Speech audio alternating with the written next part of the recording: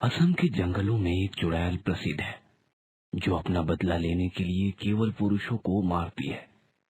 Praveen car drive करता हुआ अपने दोस्त प्रभात और नयन के साथ अपने पापा के असम वाले फार्म हाउस में जा रहा था और 10 साल पहले रामू काका जो कि असम वाले फार्म हाउस की देखरेख कर रहे थे उनकी बातों को याद कर रहा था। चाहे कुछ भी हो जाए प्रवीण बेटा, आप कभी दोबारा यहाँ लौट कर मत आना, वरना वो तुम्हें छोड़ेगी नहीं।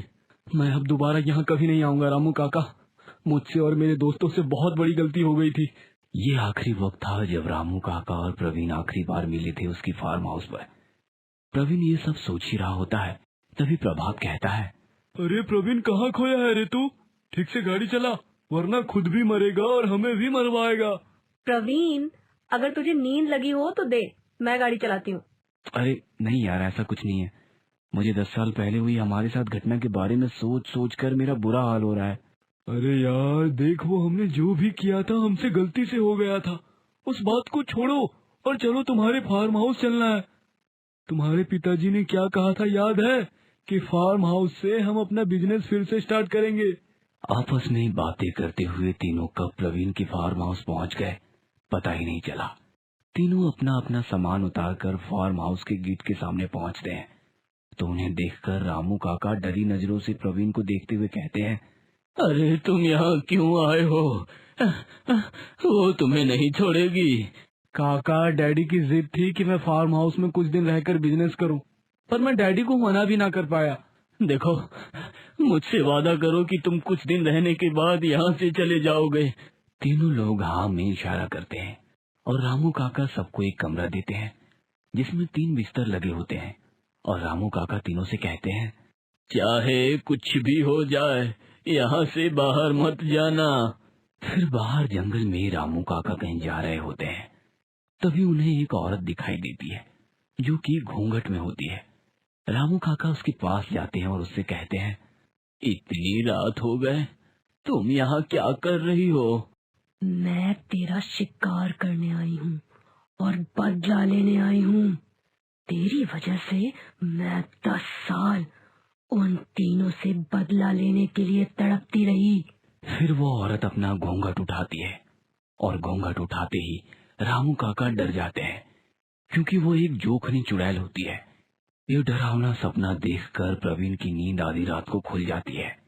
इतना डरावना सपना देखने के बाद वो अपनी खिड़की से बाहर झांकता है तो देखता है कि रामू काका बाहर मरे पड़े हैं। वो अपने दोस्तों को उठाता है और उनसे कहता है, प्रभात, अर्पिता, रामू काका की बाहर लाश पड़ी है, पता नहीं क्या हो रहा है ये सब मेरे साथ। देखो प्रवीण, अभी समय नहीं है बाहर जाने का। रामू काका ने क्या कहा था याद है? हम कल सुबह बाहर चलेंगे और देखेंगे कि रामू काका के साथ क्या हुआ था। तीनों रात भर नहीं सोए और इंतजार करने लगे कि कब ये मनहूस रात कटे और तीनों बाहर जाकर रामू काका की लाश देख पाए। किसी तरीके से ये मनहूस रात कटी और जब तीनों बाहर गए तो देखते हैं कि वहाँ कोई नहीं है और रामू काका का नामो निशान नहीं है। कुछ देर बाद तीनों को खबर मिलती है कि लैंडस्लाइड के कारण 4 दिन तक कोई ट्रांसपोर्टेशन नहीं होगा। तीनों डर जाते हैं और शाम को फार्म हाउस में ही रुकना उनकी मजबूरी होती है। फिर थोड़ी देर में अर्पिता प्रवीण से कहती है, प्रवीण, तुम मुझे उसी कमरे में मिलो ना जिसमें रामू काका रहा करते थे। ठीक है, पर क्यों मिलना है? क्या काम है? काम तो बहुत जरूरी है। मैं तुम्हें थोड़ी देर में उनके कमरे में मिलती हूँ, तुम वहीं आ जाओ जल्दी से। इतना कहने के बाद अर्पिता रामू काका वाले कमरे में चली जाती है और उसकी थोड़ी देर बाद प्रवीण वहाँ आ जाता है। वो देखता है कि अर्पिता एक सेक्सी बिकनी में प्रवीण के सामने खड़ी है। अर्पिता प्रवीण को दरवाजा बंद करने का इशारा करती है और प्रवीण से लिपटने लगती है और कहती है, मुझे तुम्हारे साथ वक्त बिताने का समय चाहिए था जो कि इससे अच्छा कभी नहीं मिलेगा। और वैसे भी हम अगले महीने शादी करने वाले हैं। बहुत अच्छा किया। वैसे बिकनी तुम्हारे ऊपर जच रही है। Thanks my dear. थोड़ी देर तक दोनों आपस में चिपके रहते हैं। तभी प्रभात दरवाजा नॉक करता है और प्रवीण प्रभात के पास चला जाता है और प्रभात प्रवीण से कहता है, मैंने गांव वालों से पता किया कि ये लैंडस्लाइड 2 दिन में हट जाएगा, तब तक हमें यही रुकना होगा और उससे बच के रहना होगा। हाँ वो सब तो ठीक है, पर इसी बीच दोनों को अर्पिता की चीखने की आवाज आती है। दोनों दौड़ते हुए अर्पिता के कमरे में पहुंचते हैं और देखते हैं कि अर्पिता साइड में डरी हुई कमरे के सबसे अंतिम छोर पर टेढ़ी हुई बैठी है। तभी अर्पिता से प्रभात पूछता है, तुम इतनी डरी हुई क्यों हो? मुझे वहाँ पर एक भयानक साया दिखाई दिया था। अर्पिता, तुम्हारा वहम होगा, चलो खाना खा लो। रात का खाना खाने के बाद प्रवीण और प्रभात सो गए, पर अर्पिता को नींद नहीं आ रही थी। दूर कहीं अर्पिता को एक संदूक दिखाई देता है। अर्पिता उत्सुकता के मारे उस संदूक के ताले को तोड़ देती है और टूटने की आवाज इतनी तेज होती है कि प्रवीण और प्रभात जाग जाते हैं और देखते हैं कि वो वही अभिमंत्रित ताले से बंधा संदूक था। और ये सब देखकर मानो प्रभात और प्रवीण की जान निकल गई हो। दोनों ये सब देखकर डर जाते हैं। तभी कमरे में एक महिला के खिलखिलाने की आवाज आती है और फिर कमरे की लाइट बंद हो जाती है और लाइट आती है तो एक खौफनाक दृश्य दिखाई देता है कि किसी ने प्रभात की हत्या कर दी थी। तभी प्रवीण अर्पिता का हाथ पकड़ता है और उससे कहता है, अर्पिता, हमें यहाँ से जल्द निकलना होगा। अरे पर हुआ क्या, ये तो बताओ। और प्रभात का क्या? ये सब बताने के लिए समय नहीं है। अर्पिता को कार में बिठाकर प्रवीण कार ड्राइव कर रहा होता है। तभी बगल वाली कार में एक नचनिया के वेश में चुड़ैल जोर जोर से हंसती है और ये सब देखकर दोनों डर जाते हैं और कार से निकलकर भागने लगते हैं। तभी चुड़ैल अपनी शक्तियों से उन्हें उसी फार्म हाउस में ले जाती है और प्रवीण से कहती है, तूने क्या सोचा था, तू यहाँ से बच के निकल जाएगा? मैंने 10 साल उस संदूक में बिताए हैं तेरे से बदला लेने के लिए। अब तू नहीं बचेगा। मुझसे जो भी हुआ गलती से हुआ, मुझे माफ कर दो। तूने गलती नहीं, गुनाह किया था और माफी तुझे यमराज भी नहीं देंगे। कोई मुझे भी तो बताओ, ये सब क्या हो रहा है? और तुम कौन हो? क्यों तुमने प्रभात और रामू काका को मारा? मैं तुझे सच्चाई तेरे होने वाले पति की जुबानी ही सुनाती हूँ। चुड़ैल अपने जादू से प्रवीण को हवा में उड़ाने लगती है और उसे सच बोलने को कहती है। तभी प्रवीण कहने लगता है, मुझे मत मारो, मैं बताता हूँ सच्चाई। आज से ठीक 10 साल पहले जोखनी मेरे यहाँ मेरे फार्म हाउस में नौकरानी और नचनिया का काम करती थी। मौका पाकर मैंने और प्रभात ने इसके साथ गंदे काम किए और जब हमें ये पता चला कि ये माँ बनने वाली है तो हमने इसे मारकर इसकी आत्मा को एक संदूक में बंद कर दिया जिसे अर्पिता ने तोड़ दिया था। ये घटना सुनने के बाद रोते हुए अर्पिता वहाँ से भाग जाती है और चुड़ैल एक धारदार नाखूनों से प्रवीण को मार डालती है।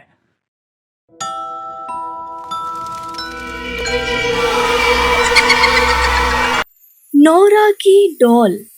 ये कहानी नोरा की है। नोरा क्रिश्चियन थी। उसके मम्मी डैडी नोरा को बहुत ही प्यार करते हैं, लेकिन वो लोग की इनकम इतनी ज्यादा अच्छी नहीं थी।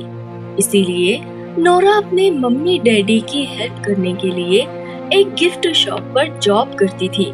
नोरा की मम्मी नोरा से एक दिन बोलती है, नोरा बेटी, 10 दिन बाद क्रिसमस है, हमें बहुत सारी तैयारी करना है, तुम उस दिन छुट्टी ले लेना। मम्मी, आपको तो पता है मैं छुट्टी नहीं ले सकती, उसी दिन तो ज्यादा भीड़ होती है शॉप पर। तो तुम क्या क्रिसमस नहीं बनाएगा? मम्मी, क्यों नहीं बनाऊंगी, मैं रात में आऊंगी, डोंट वरी, आप सब कुछ रेडी करके रखना, मैं केक लेकर आऊंगी, फिर हम सब सेलिब्रेट करेंगे। ओके माय चाइल्ड, बट तुम्हारे डैडी पूछ रहे थे इस क्रिसमस पर तुमको क्या गिफ्ट चाहिए? मम्मी, आपको पता है मेरे शॉप पर एक डॉल है, वो मुझे बहुत ही पसंद है, लेकिन मम्मी पता है आपको वो डॉल कितने का है? 1 लाख रुपए का। क्या बात करता है तुम नोरा, 1 लाख रुपए का डॉल? अरे बाप रे, ये सब तो अपने बस की बात नहीं है बेटी, और वैसे भी तुम अब क्या छोटा बेबी हो जो डॉल चाहिए तुमको। मम्मी, मैं वो डॉल लेकर रहूंगी एक दिन। मम्मी पता है मेरी जान अटकी हुई इस डॉल में। मम्मी, वो डॉल बहुत ही खूबसूरत है, उसको मैं लेकर अपने पास अपनी छोटी सिस्टर बनाकर रखूंगी। नोरा अपनी मम्मी को वो डॉल के बारे में बताकर खुश होती है और हंसने लगती है। उसकी मम्मी भी उसको देखकर हंसने लगती है कि इसका बचपना अब तक नहीं गया है। अगले दिन की सुबह नोरा शॉप पर जाती है और अपने काम में बिजी हो जाती है। तभी वहाँ एक कस्टमर आता है और बोलता है, एक्सक्यूज मी मैम, क्या आप हमें कुछ अच्छा सा गिफ्ट दिखाएंगी? Yes sir, why not, please come. देखिए सर, ये हमारे ग्रीटिंग कार्ड है, बहुत अच्छे हैं। और कुछ इसके अलावा अगर आपको चाहिए हो तो वो दूसरे साइड है, लेकिन सर वहाँ सब बहुत कॉस्टली है, आपको चलेगा? कॉस्टली मीन्स कितने तक है? आई मीन स्टार्टिंग प्राइस क्या है मैम? सर स्टार्टिंग प्राइस 50,000 है, हम 10% आपको डिस्काउंट करके दे देंगे। नो मैम, हमारा इतना बजट नहीं है, आप ना कार्ड ही दिखा दो। नोरा कार्ड दिखाती है, वो कार्ड खरीदता है और चले जाता है। ऐसे ही कुछ दिन तक अच्छे से चल रहा था। नोरा वो डॉल को रोज देखती है। उसको हमेशा यही डर रहता था कि कहीं कोई वो डॉल को खरीद ना ले, मानो जैसे नोरा की वो डॉल में जान बसी हुई थी। वो घर जाती है, तभी उसके डैडी उससे पूछते हैं, नोरा बेटी, तुमको इस क्रिसमस पे क्या गिफ्ट चाहिए? डैडी आप अच्छा सा मेरे लिए 1 पीस लेकर आना, मैं वही पहनकर शॉप पर जाऊंगी। ओके बेटी, ठीक है, मैं कल सुबह तुमको लाके दे दूंगा, तुम वही पहन के जाना। फिर हम शाम में तुम्हारे और कुछ तुम्हारे फ्रेंड्स को बुलाकर पार्टी करेंगे, ठीक है? ओके पापा, चलो अब मैं सो जाती हूँ, सुबह जल्दी जाना है शॉप पर, पूरा डेकोरेशन भी मुझे ही करने का बोला है। नोरा अपने डैडी को बोलकर कमरे में चली जाती है और सो जाती है। अगले दिन की सुबह वो शॉप पर पहुंचती है। शॉप पर कोई नहीं था, वो अकेले ही सारा काम कर रही थी। तभी वहाँ के मंत्री का लड़का टोनी अपने दोस्तों के साथ आता है और नोरा को आवाज देता है, हाय ब्यूटीफुल, जरा यहाँ आओगी? एक्सक्यूज मी सर, आप जरा ठीक से बात करिए, और अभी वैसे भी शॉप ओपन नहीं हुई है, आप शाम में आना। ए, तुम्हारी इतनी हिम्मत, तुम मुझे तमीज सिखा रही हो? तुम जानती भी हो मैं कौन हूँ? मैं यहाँ के मंत्री का बेटा हूँ, चाहूँ तो ये तुम्हारी पूरी दुकान खरीद सकता हूँ। चल शॉप खोल, मुझे गिफ्ट लेना है मेरी गर्लफ्रेंड के लिए। देखिए सर, आप जो भी है, लेकिन अभी शॉप बंद है, प्लीज आप शाम में ही आओ, अभी मैं बिजी हूँ। नोरा टोनी को मना कर देती है और अपने काम में लग जाती है। टोनी और उसके साथ के सभी दोस्त लोग नोरा से चिढ़ जाते हैं और जबरदस्ती शॉप में घुस जाते हैं। नोरा उन लोगों को चिल्लाने लगती है, ये क्या बदतमीजी है, बाहर निकलो आप लोग। टोनी को नोरा की बातें सुनकर गुस्सा आ जाता है। वो उसे एक जोर से थप्पड़ मारता है और धक्का मारकर फेंक देता है। नोरा को फेंकने की वजह से उसके सर पर टेबल लग जाता है और उसकी मौत हो जाती है। टोनी को पता भी नहीं होता है कि वो मर गई है। वो उससे बोलता है, 2 कौड़ी की काम करने वाली मुझे मना कर रही है, अब बोल ना। टोनी उसे आवाज देने लगता है, लेकिन नोरा मर चुकी थी। टोनी उसके पास जाकर देखता है तो डर जाता है और वहाँ से भाग जाता है। नोरा की आत्मा उस डॉल में चली जाती है जो नोरा को बहुत ही पसंद थी। रात हो जाती है। नोरा की मम्मी डैडी उसका वेट कर रहे होते हैं।